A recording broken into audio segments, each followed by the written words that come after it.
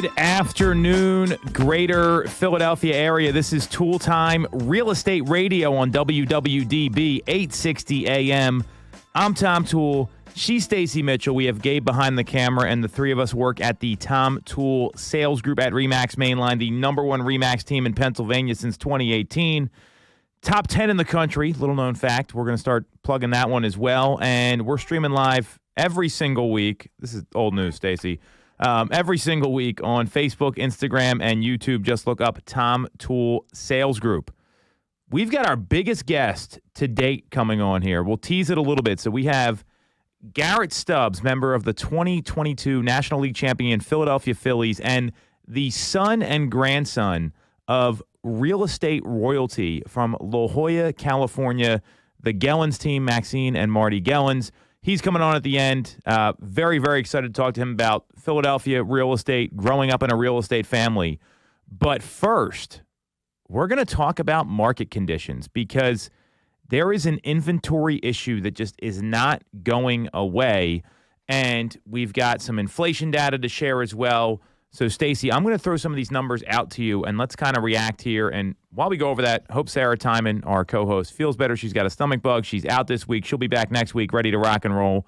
Although she did sell a house while she was sick, so I was happy for her to do that. So, with all that in mind, so Logan Mohtashami of Housing Wire, he comes out every single week. This article dropped yesterday with 3 key indicators about what's going on in the housing market.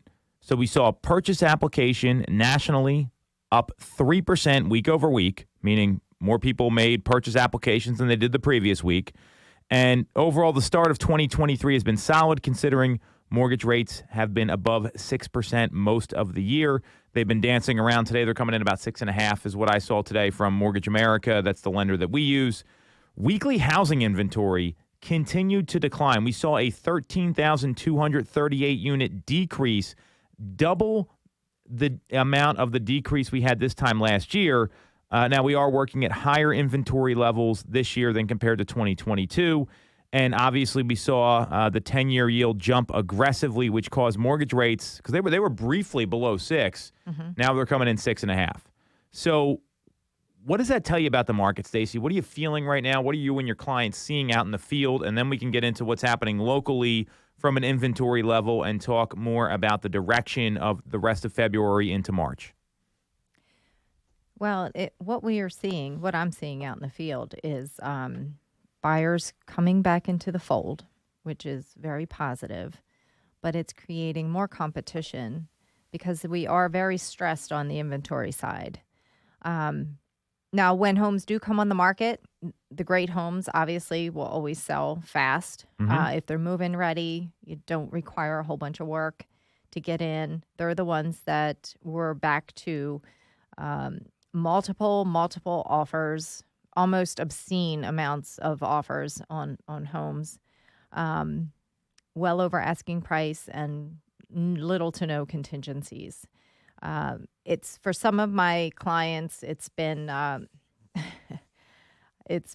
pretty frustrating. I have folks that have real needs to get into homes here, relocating mm-hmm. from other states, job relocations, things like that. It's been really, really tough. So keeping them motivated and keeping them positive, that's been the main focus for me. Like, okay, this one didn't pan out. Let's move on to the next. And just being at the ready for them, after they get kicked in the gut when their offer doesn't get accepted because they're up against 14 other offers, and they were beaten by 3 other cash offers, it's tough. So, but that's kind of where we are in this market again. It was a little interesting because last fall there was a blip where we were able to have a couple of days to make a decision on putting an offer together. We were able to get inspections. And I believe that if you have listings, what I have found, some listing agents were working on last fall's market mm-hmm. Feelings. So They are pricing a little bit under market value maybe or right in at market value, and it's really creating a lot of competition. So it's driven prices up higher. I mean, we just lost out on an offer over the weekend, and there was 14 offers, and it went like 50 grand plus over the asking price, no contingencies. So, we're back to that. It's definitely very, very competitive. You have to prep your clients. If you're talking to people that are just coming into the market, they have to be fully aware of what's going on and what it's going to take to get a home. Get down to that motivation. Why do they want to buy? Why do they need to move? And see if their motivation is going to match what they have to do to win an offer. So I do agree the multiple offer mindset has got to be in play for buyers right now. I mean, we had a home we sold over the weekend. There was, I think, 26 offers that came in on it. Your home that you sold it, and this was priced around $300, so around that median price point. You had 70-plus showings at a home 2 weeks ago, around $500,000 in media. This other one was in Chester County that I'm talking about. So this is really happening, and there's going to be a seasonal uptick in inventory. I'm clear that's going to happen.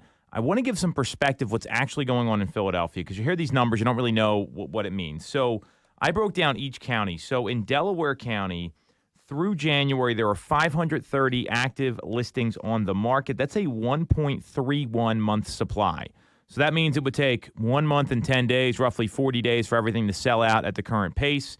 That's down 12% from where it was in December. Wow. Because in December, we were seeing like a 1.5 month supply roughly. We saw a 1.77 month supply in Montgomery County. Chester County, we saw a 1.34 month supply, again, down about 12% from where it was in December for the month of January. Philadelphia this is interesting. Actually, let me talk about Montgomery County first. Montgomery County, same thing, 1.33 months. That's down a little bit more. There was more inventory in Montgomery County during the month of December. There were 728 active listings as of the end of January. Philadelphia has been stable. We're seeing a 4.74 month supply, and that's roughly where we were in the month of December. So, and I think there is a little bit of a difference between the city and the suburban markets right now. And there's a lot of folks, especially the demand, are these people that formed families, are often in their 30s, late 30s, having kids. And they're like, I can't deal with the 2-bedroom row home. I can't deal with condo living anymore. And that exodus into more like adult life with kids is kind of happening. So we're seeing that there has been a decline here locally as well for the month of January. There's also some challenges here because we if you watch the State of the Union last week, I'm clear there's a little bit of a crisis going on with inventory. There was one mention of affordable housing on the entire State of the Union, and it was typically about like renting and that sort of thing. So they didn't even bring it up. And it looks, with some of the changes that have been made to allow multifamily housing, and we've seen rental prices come down for the first time in a very long time, even though they're still very high, that, there's not that incentive from, the government to, get sellers to bring their properties on the market right now. I mean, it's a real challenge. So with all that in mind, and what we're kind of seeing as well is that there's these other indicators here that inflation cooled again in January. So what I'm worried about what the Fed may do, because they keep jacking rates up. If let's say the next meeting comes up, Stacey, I want to put this hypothetical out there, and they have another 25 basis point increase, and rates go back up again because they've gone up to 6.5 now. What's that going to do to the market? Because we're not seeing this pop of inventory that everyone kind of expected by now. It's actually gone the other way. I'm hopeful March, April, May, we'll see that seasonal pop, but that's seasonal. That's not permanent. So how does this all play out? Because I'm not seeing the government really helping out with the situation that we're in here. Well, the government, I don't know. Once they get involved in something, it seems like it becomes they screw it worse. Up. Yes. Exactly. Okay, fair enough. So, but my concern is that if the feds raise the basis points again, we're going to have mortgage interest rates into the 7s. And that's where we did see more of a stronger pullback from buyers, especially first-time home buyers. They kind of backed off a little bit and got out of the housing market. But I don't think that there's going to be enough of a drop off of buyers to, to alleviate the competition that's out there. For sellers, the seller's biggest concern is that they don't have anywhere to go because of the inventory issue.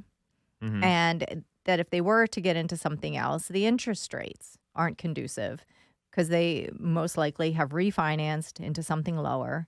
Maybe they didn't get into the 2s and 3%, but maybe they're sitting on a nice 4.5%. And if they have to finance part of their purchase going forward, maybe it would be in the 6.5 or 7%.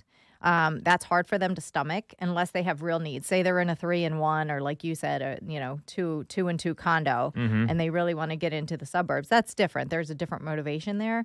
But this inventory issue, we've been talking about this for a while, and we've been saying over and over, I don't know how we're going to be able to build our way out of this.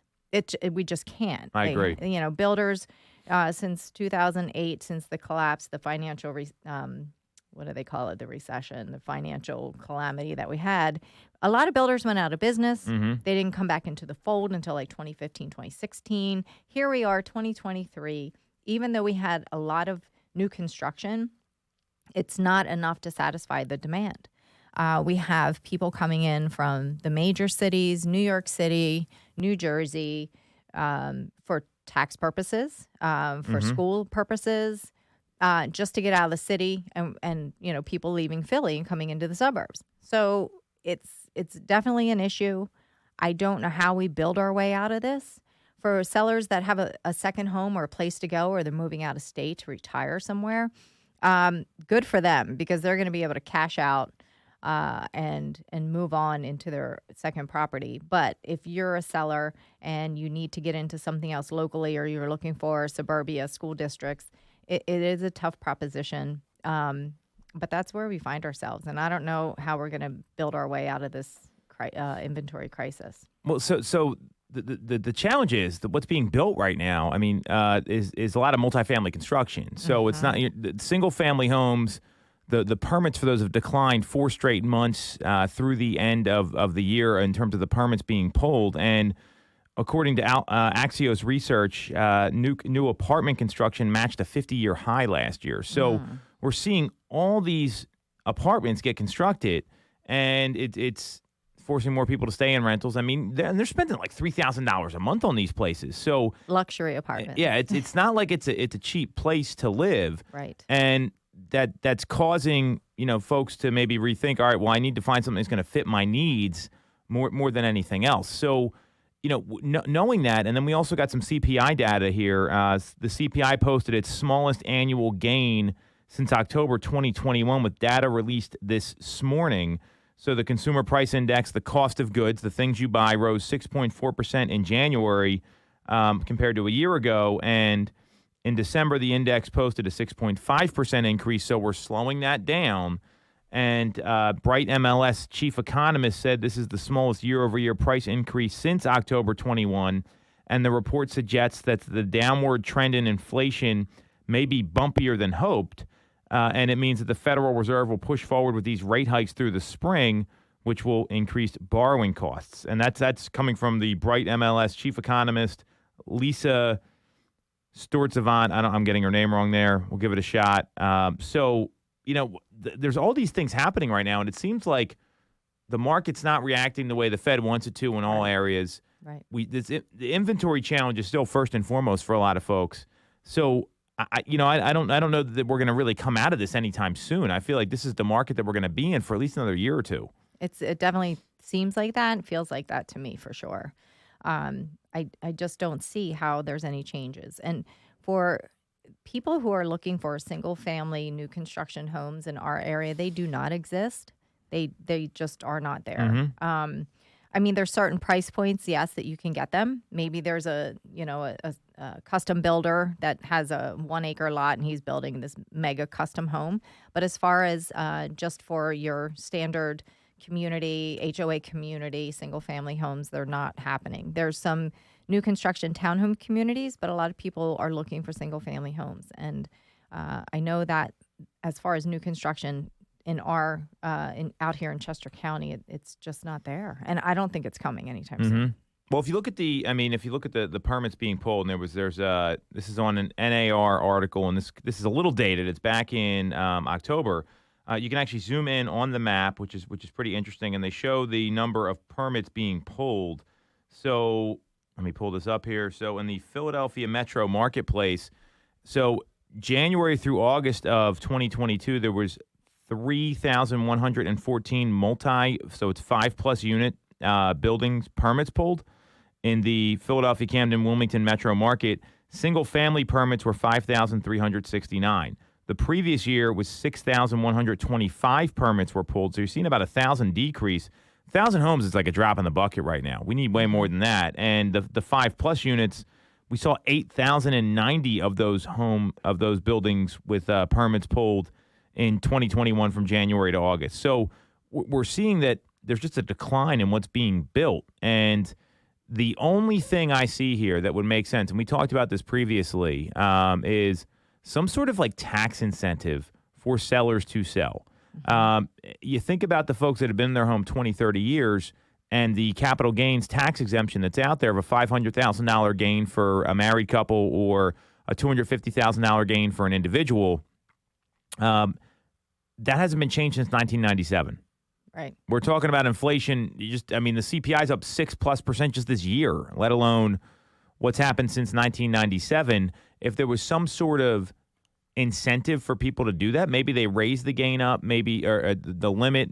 That would be legislation that would prompt people to make a move, similar to what happened in 2008 when they had the first-time buyer tax incentive of $8,000 that propelled a lot of buyers to enter the market. So it's got to be something that's going to work. Unfortunately, there's nothing coming from the government right now, and they created this by putting so much cash in the system in the first place. We've seen home prices rise substantially. I mean, they've risen much faster than incomes over the past 3 years. And the Fed's rate increases, which led to higher mortgage rates, have made the cost of buying even higher. So with the slowing demand that we have and the Fed's strategy designed to cool consumer demand to bring down inflation, it hasn't really done anything because there's still low inventory and there's still stiff competition. Yeah.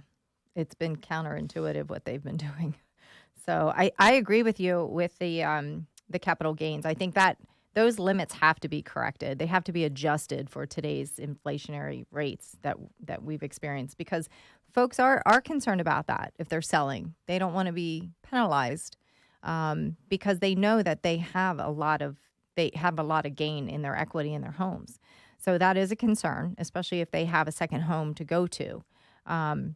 But that is one thing that the feds could do to make that adjustment, but I don't think that's going to happen. They're way out of touch with what's really going on in the communities and out here in the field, so to speak.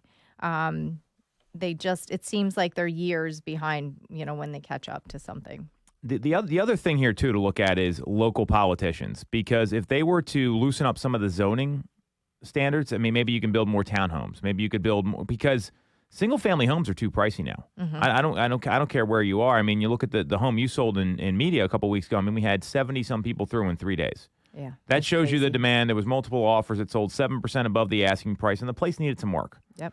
That's not abnormal. And how big was the house, Stacey? 1,800 square feet?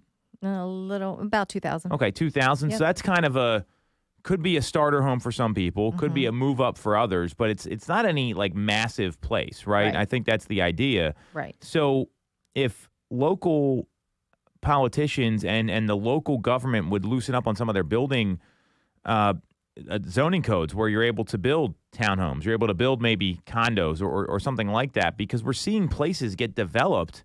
I mean, even in Lower Merion, I mean, they're purchasing commercial buildings and putting these high-end apartment buildings up. So if they were to loosen up the zoning code a little bit to allow for more multifamily building to happen, that could help.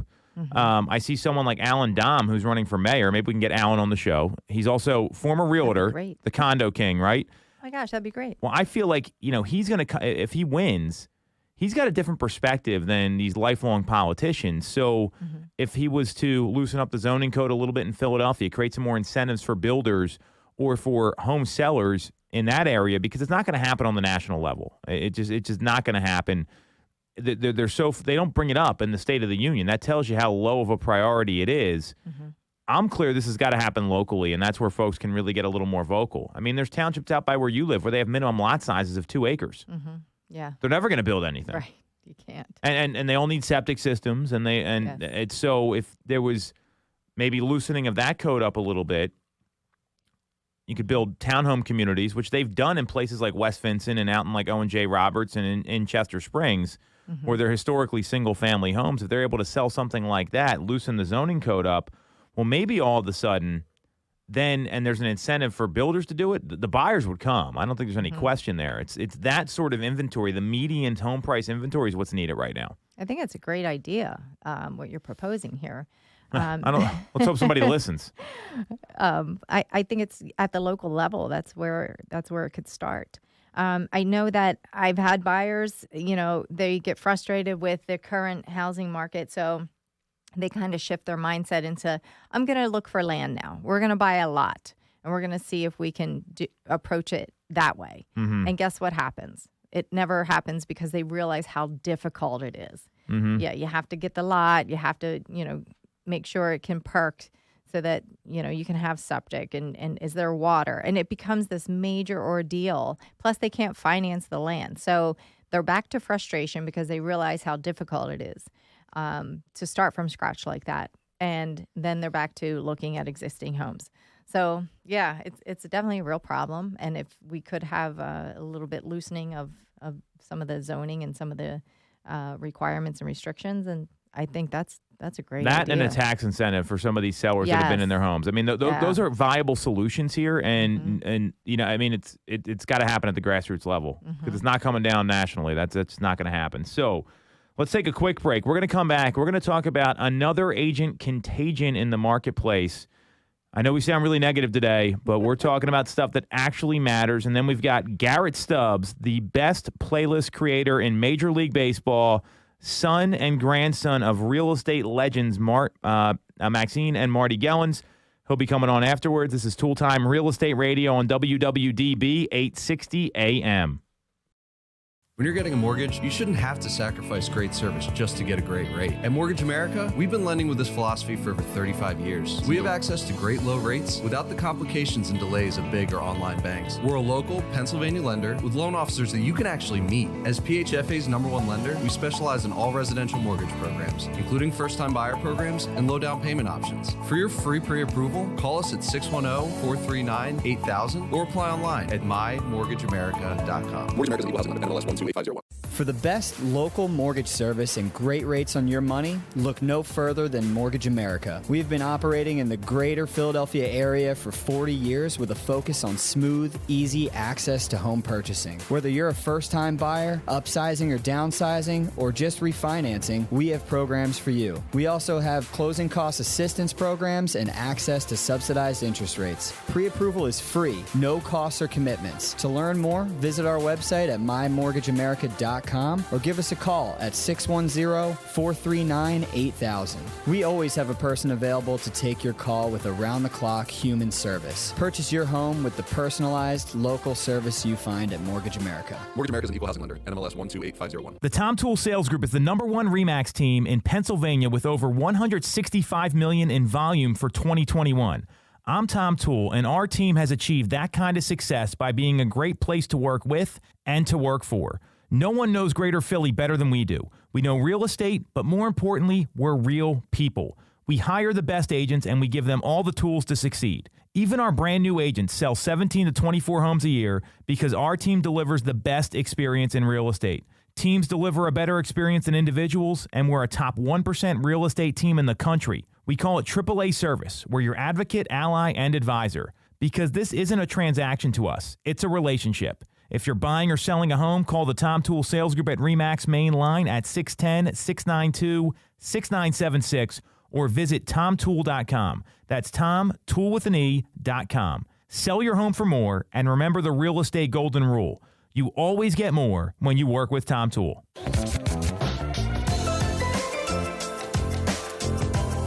Welcome back to Tool Time Real Estate Radio on WWDB 860 AM. I'm Tom Toole. She's Stacey Mitchell. Gabe's behind the camera, and we all work at the Tom Toole Sales Group at RE/MAX Mainline, the number one RE/MAX team in Pennsylvania, top 10 in the country since 2018. And we're streaming live every single week on Facebook, YouTube, and Instagram. Just look up Tom Toole Sales Group. Give us a like. Give us a follow. So, Stacey, we talked about a different contagion in real estate last week about people not wanting to work with folks because they don't want to be their friend. This is something a little different. So Byron Lazine, our good friend, is at it again. And he and I were talking about this over the weekend. So he put out a tweet. I found this very interesting, and it got me riled up. I imagine you're going to have the same reaction. Agents spend an enormous amount of time, energy, and resources creating content that only makes consumers completely tune them out, all in exchange for 71 other agents to like their post. Hashtag Contagion. What do you think about this? I think it's true. And I think if agents would spend more time not creating TikTok dance videos, which I'm sorry, half of them look absolutely ridiculous, and doing the pointing of the finger thingy going on. I think because that creating content takes a lot of time. I know. Okay, let's be real. It takes a lot of time. Look what we do with the radio show here. And our intention is to aim to educate, which I'm going to get to. Mm-hmm. We spend an hour a week plus a lot of prep work, and then there's a lot of time that we edit, we share stuff. Yes, absolutely. I could not agree with you more.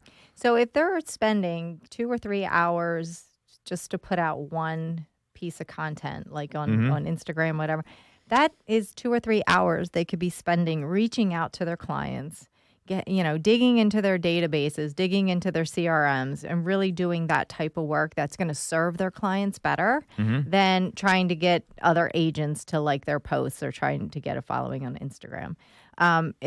I think that this is a real problem for agents. I get it. Some agents have really done well, with their social media accounts, but that's not where it is.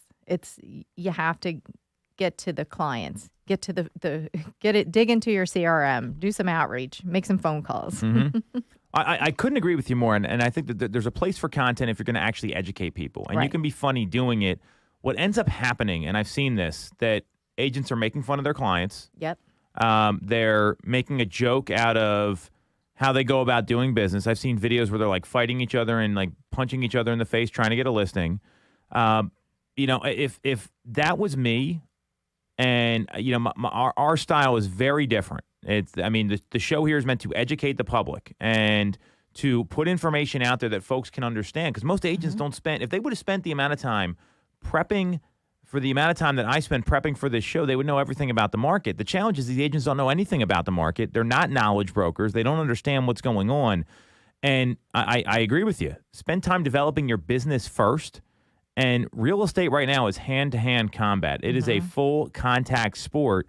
So the more you can educate yourself, the more you can attract clients through normal outreach, phone calls, text messages. Now, if you're going to do video, do a one-to-one video to your client. Educate them about the market. Start there instead of trying to get the other realtors in the marketplace to like your post. It's going to go a long way. And part of that contagion that I see is that they're not focusing on income producing activities, and they hope business is just going to come to them. And it's, it can be effective if you're making the calls and doing the other things. If you're not doing that, then it's got to be both ways. Like this is just a billboard for your business, and I that's the only way to approach this. And I think the past few years, with the basically the unicorn clients coming in, one phone call, can I see a house, write an offer, and get it accepted? That's not. It's a lot of work. It's a lot of work, and I think agents they're not used to that, or they're kind of shocked that they actually have to sit down with clients and go through the buying process and actually answer questions. Do they know how to answer these questions? Do they have the answer to the questions? And as far as making fun of other agents and things like that, that's really bad form, very unprofessional. We have to all work together at one point during a transaction. You don't know who's going to be on the other side. If you have a buyer, you don't know who the listing agent's going to be. You're going to have to work with people. So we have to learn to get along. We might not like them, but we have to, on behalf of our clients, learn to get through a transaction. So making fun of somebody, that's just not good. It's totally unprofessional. And I think we have to, this is a professional, business that we're in. Agents get offended when they're not treated professionally or they're disrespected or labeled like a used car salesperson. But then when you see them behaving so unprofessionally, like remember the fight video at Harris?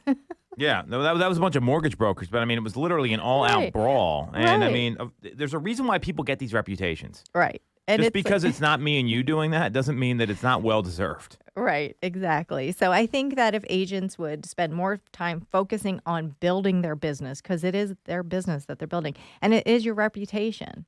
And to me, my reputation means everything. So I'd rather spend the extra time educating my clients one-on-one, getting on the phone with them, sitting down with them, answering all their questions, than to be creating content for other agents just to like my post. Because it is true. You're not really reaching a whole bunch of clients on social media. You're reaching a bunch of other agents. And I mean, you have to look at who your following is and what's going on, but you might alienate a lot of people. And it just seems like there's this mindset out there right now that people want to buck the trend of what's worked in real estate for decades. Right. Whether it's calling your leads. I mean, and I do agree, like it'd be pretty hypocritical of us to say there's no place for content and video. If you would see, you've seen me in the office, right? Putting out all these videos. You know what I was doing when I was in production? Calling people for 2 hours a day, following up and setting appointments. And you still do that. I'm still doing it now. I just set them up for other people on the team because that's how we roll. So I mean, so I think that's something people don't like. The true measure of a person, John Wooden said this, is what they do when no one's looking. And I think that's a great example. And that you happen to be there and saw all this.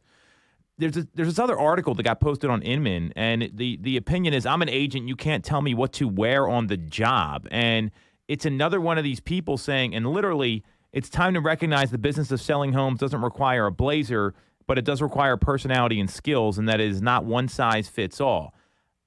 I could not disagree with this more. Now, every market's got a different sort of vibe, which is going to be what's considered professional. I mean, you're down in like Hawaii, it's going to be a little different, right? Or in California, or in Florida, or a vacation market.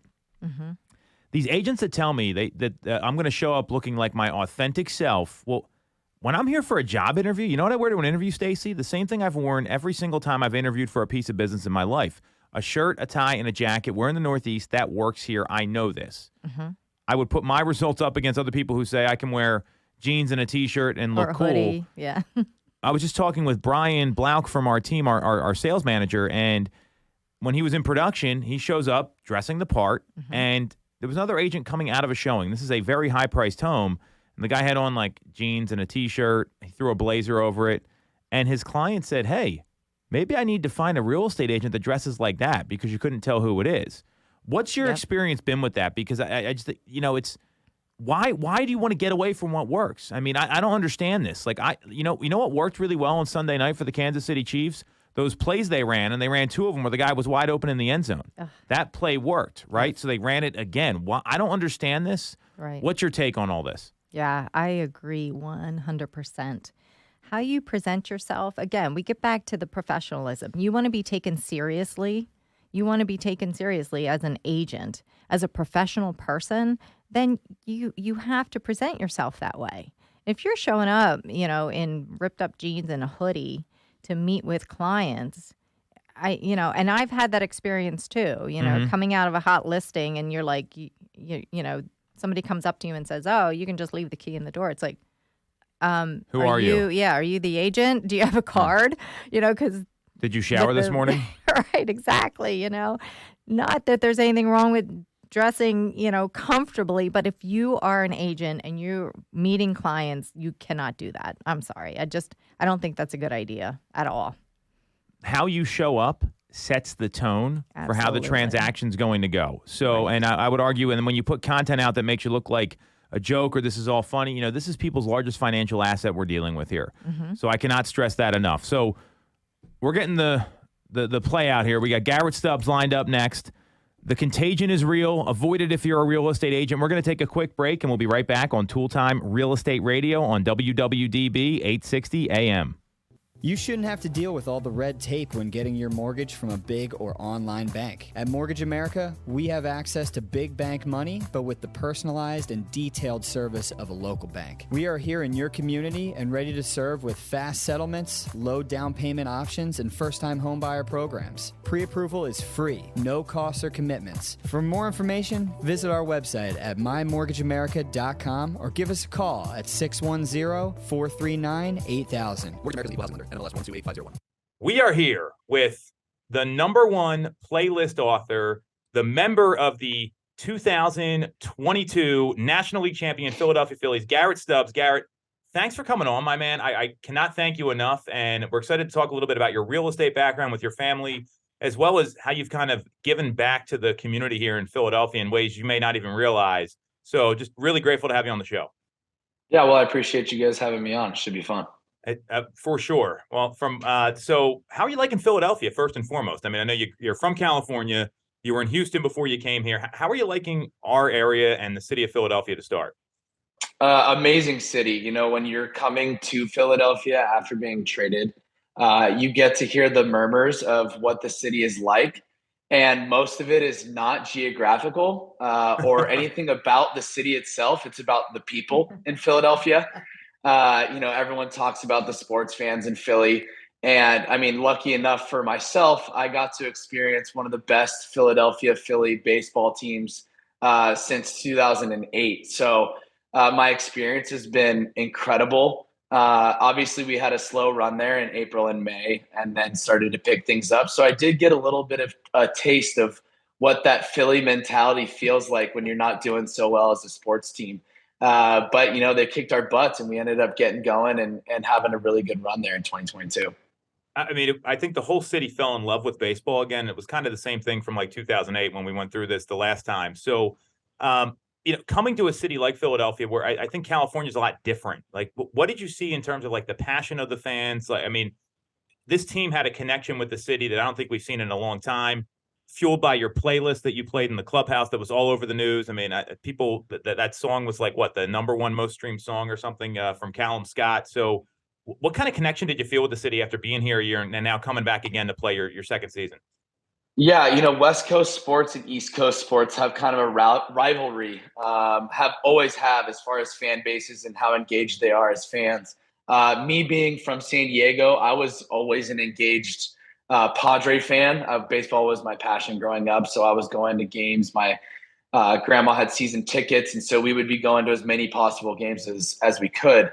And then for me to be able to come to Philadelphia in my first season, like I said, have the run that we did, and you mentioned the Callum Scott playlist, the relationship with the fans, it's a very big push and pull. We felt that push in the very beginning. But once you start winning and showing the fans that you're going to be going out there with everything you got and putting in that effort that they want to see day in and day out, I have never seen a fan base get behind its team stronger than the Philadelphia people. It was an incredible thing to be a part of, regardless of the playoff run. Even before that, just the regular season, starting to see people during the games really be engaged, giving everything that they had in order to push us to be better. And then, you get to playoffs. And I don't think that there's a better atmosphere in sports than going to a Philadelphia Philly baseball game in October.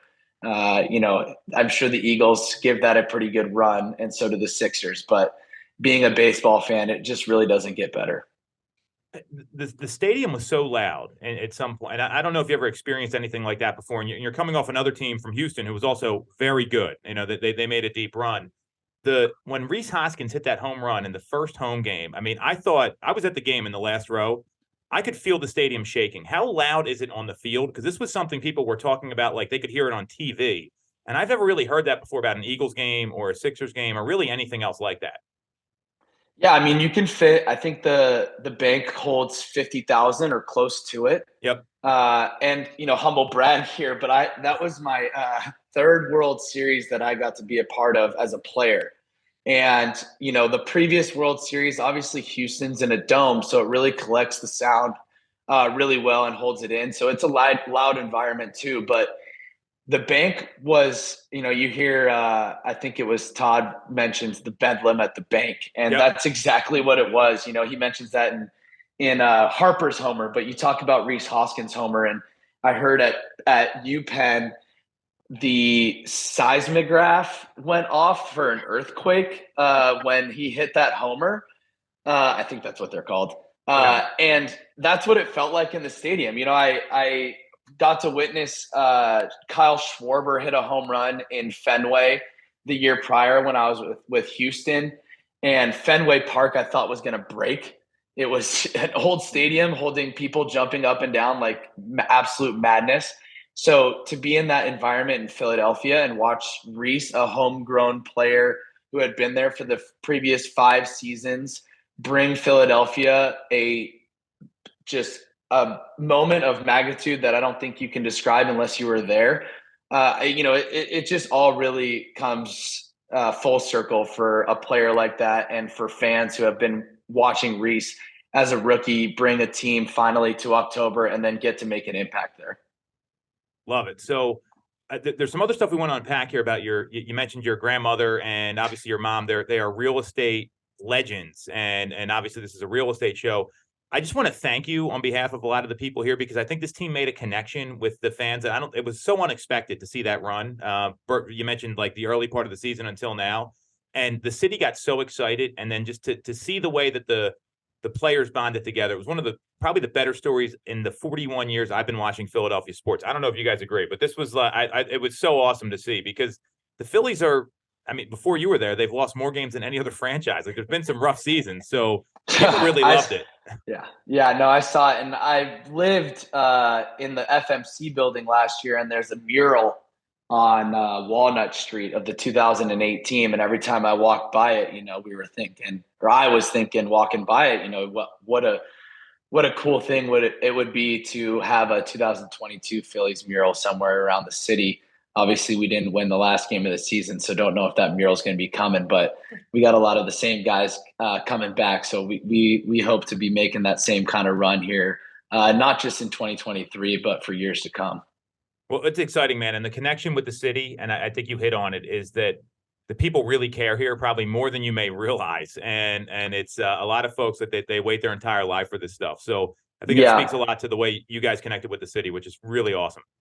Yeah, I was walking through Rittenhouse Square and Rittenhouse Park, and one of the construction buildings, I'm walking through the street, and they started playing the Callum Scott Dancing on My Own song in the park. And I think they did it like at noon every single day during October. And it was just really cool to see a city rally around a team like that. It just doesn't happen everywhere. I love that somehow, with all the baseball teams that have red in their colors, Philadelphia has coined Red October. Like, that to me is just as impressive as anything else. You got all these other teams, and Red October is a Philadelphia thing. So that's really cool. And as it should be. I agree. I'm all for it. So one of the things I wanted to ask you about, Garrett and I got connected through my coach and your good friend, Tom Ferry, which is another awesome thing, because I've actually seen like your grandmother and your mom speak on stage at real estate events in the past. And Tom would always mention, their grandson Garrett, he's on the Astros, and then little do I know you're getting traded to the Phillies, and he's connecting us, which is equally awesome. What was it like growing up in a real estate family? Because I've been there too. My dad's a realtor, and I think it's a tough job, and you've got a totally different perspective not getting into the business. Yeah, long hours. My mom, when I was born, gave up the Sunday showings and ended up passing that along to somebody else so that she could at least have the weekends with me. And I don't say that on the, my mom was never around. My mom was at every single baseball game, soccer game, whatever. She ran her own business, and she ran it the way she wanted to, which was always family first and real estate second. But with that being said, she wanted to be as successful as real estate agent as possible with my grandmother. So she was, up early in the morning, making sure that she was making her phone calls, getting clients to know what is going on in the market, what is going on with their house that they might be selling, buyers, letting them know what the market was doing, because the way La Jolla market works is there's a lot of people that are out there not even knowing they want to buy a house. And all of a sudden my mom makes a phone call and lets them know that something came on the market, and she sells a house a month later. So, growing up in that kind of lifestyle was awesome to watch my mom really have to put in hours and hours of work in order for her to see a successful outcome, and kind of, showed me what it takes, maybe in a different way. But when you're doing real estate, you really have to, quote, take the bull by the horns and do it yourself. And that's kind of the way sports works as well. And so I got to watch that at a young age and kind of put it into my own way in athletics.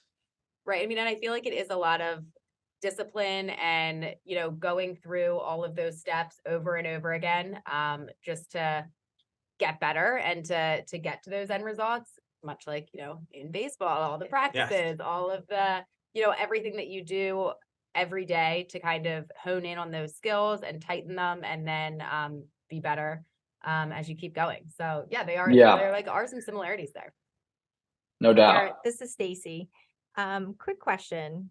Did you ever contemplate or consider getting into the family business of real estate?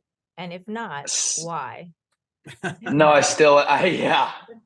Well, the if not is always a question. But I still am. I went to school and I graduated with a degree in real estate development, which isn't exactly real estate residential sales, but real estate is for sure, when baseball is over, whenever that may be, will be what I go into.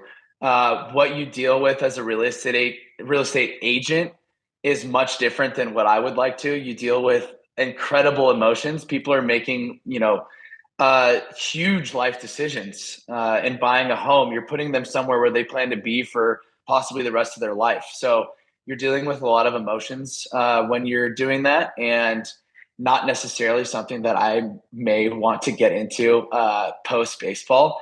It seems like a lot, but my mom's done an amazing job at it. And if that is the avenue that I would take post baseball career, I've got a huge mentor that I could use in that business. So yes, real estate is something that I am fully interested in, something that I would get into post baseball. And it is not one of the if nots, because I think that there's huge opportunity there, especially if you're willing to put in the work. Did you take it? Because I mean, real estate has an 87% failure rate, and Major League Baseball, getting to where you've gotten to, it's something kids dream about, and it's probably a higher failure rate. I don't know the numbers. It sounds like you got a lot of lessons from your mom and your grandmother. Like, how did that keep you going when you didn't feel like it? Because I'm sure there's days when you're in the minor leagues or you're in college. It's the same thing with real estate agents. They don't feel like it sometimes, and they push through anyway. And I feel like there's a lot of parallels here. There absolutely is. And, I watched my mom go through the 2008 financial crash, and which destroyed the real estate market for not just 2008, but for years after that. And it's hard. It's tough. And the same way that you just, talked about the minor leagues, I had one of my worst years I've ever had in my entire baseball career, dating back to when I first started playing baseball in 2017. And, I thought it might be it for me. With real estate, you can definitely keep going. It's a choice for me. It's not necessarily my choice. If I don't perform, they basically boot you off the face of the planet in the baseball world, and you don't have a chance to get back. So, I made a choice in 2017 that my 2018 season might be my last one, and that I should enjoy it and put in all the work that I knew I needed to put in and I liked to put in, and I enjoyed every second of it. And I realized if I go out there and I, remember why I did it, which is because I love it. And you talk to my mom and my grandmother, they love real estate. Not every part of it. And no matter what you're going to do, you're not going to love every single part of it. And you just got to remember that. But if you realize the reasons you do love it and realize the reasons that you are doing it, which might just be solely financial, and that's totally cool. But just remember those reasons. And for me personally, in 2018, I had the best season I've ever had as a baseball player. And I think that those kind of mental things can be used in real estate or really anything, just remember the reasons why you got into it, because there are going to be the lows of lows, especially when, you're working for yourself. So, yeah, I think that everyone should remember that. That's a great lesson. And one of the things you mentioned earlier about your mom is that it was kind of family first. And I mean, we were joking before we got on here. Like there was when you broke up the no hitter in Houston this year, I saw your grandmom on TV, and I'm telling my son about it. And your family has kind of traveled around to see you. I mean, all over. Like, well, what does that do for you when you're in the grind of a 162-day season? I mean, it's a long season. It's a lot of hard work. So how does that support you and keep you going? Because I think that's another real driver here for anyone that's successful, no matter what they're doing. I don't even know if I could put into words, as a cliche goes, what kind of support I get from my family, my mom, my dad, my grandmas, my grandparents on both sides, my brother. It's overwhelming, really, how much support I receive from all of them. And my brother gets the same support, my cousin, and it means a ton to be able to look up in the stands and, now you're honing in on one person among 40,000, where it used to be you're in Little League and it's your parents among 15 people, So I just try to date myself back to moments like that and remember, once again, why you do it. And it's the hours that your parents put in to take you to baseball practice, make sure that you're fed at the end of the day. I mean, it's really the simplest of things. So that has been as good as it gets. And that moment to break up the no-hitter and for them to see that kind of stuff, pretty fun. That was probably like a tough game too for the team, because you just came off clinching, right? And it's like you're on this high, and then I love that you pushed through and did that. I thought that says a lot about your character and just about the kind of, the kind of team that we had here, which is, I think, one of the reasons why the city fell in love with you guys so much this past year. So, what did you like the most about Philadelphia? I mean, you came here from the East. San Diego's way different than Philadelphia. Like, I've been to both. Like, it's like you're telling me. Yeah, it's like kale smoothies and like greasy cheesesteaks and like giant sandwiches. Yeah. So, like, no doubt. How was the adjustment coming to the Northeast, especially because this is a different world for sure. Yeah, I mean, besides what you're talking about with the greasy cheesesteaks and the kale in California, which I'll tell you what, San Diego, I love San Diego. I would love to live there one day. It's an amazing city. But, Northeast just in general, and especially Philadelphia, has that blue collar gritty mentality. And even though I grew up in Del Mar, pretty close to the beach, and kind of had everything I ever needed in life, I believe in myself that somewhere deep down there is that gritty FU in me, which I think I kind of got from being an undersized guy in athletics my whole life. A bunch of people told me I couldn't achieve a lot of the things that I now have. And it's helped me both in my personal life and in my baseball career. But Philadelphia as a city has just been awesome, man. The weather, I got to say, is pretty friggin' miserable for most of the baseball season. It's cold as cold gets, it feels like, in April and early May. And then all of a sudden it's beautiful for the end of May and early June.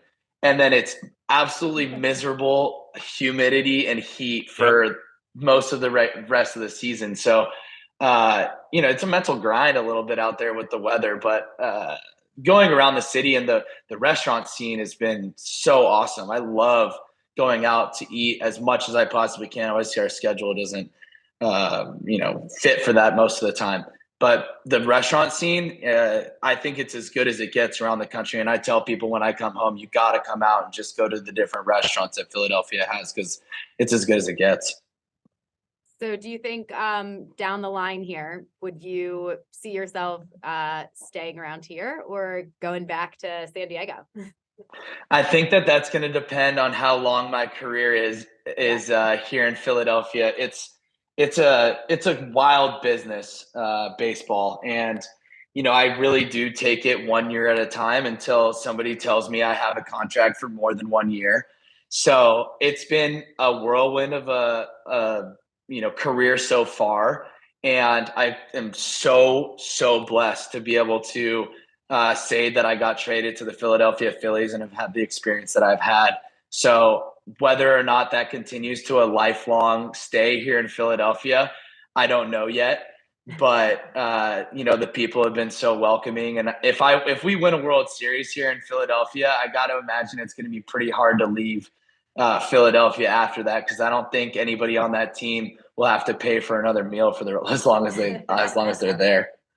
I mean, just looking at the way the streets get crowded, I mean, it's just unbelievable. Like, nobody else does that. I think. And when Houston won this past year, it was like, hey, nothing's going on. And meanwhile, they're greasing the poles. People are ripping the banner. I mean, they had a side-by-side picture of when the Eagles won and then when the Phillies won. And it was an exact replica of just absolute mayhem throughout the streets. And people just so excited and rallying around whatever Philadelphia team. I'm sure they would do it for the Sixers and the Flyers, if they have that same kind of success. We really appreciate you coming on, Garrett. This has been awesome. You can follow Garrett on Instagram. He's a great follow.